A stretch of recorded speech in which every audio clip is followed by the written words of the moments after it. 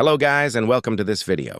In this video, I will show you how to turn on dark theme in the YouTube app. So without wasting any time, let's get started. First, go to the App Store and search for the YouTube app. Make sure the YouTube app is updated to the latest version so you don't face any issues. After updating, simply open the YouTube app.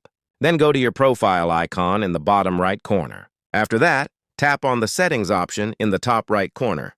Now tap on General, then select Appearance. Here you will see the dark theme option. Simply choose dark theme, and it will be applied to your YouTube app. So that's it for this video. Make sure to like and subscribe for more helpful tutorials. Until next time, see you soon in another video.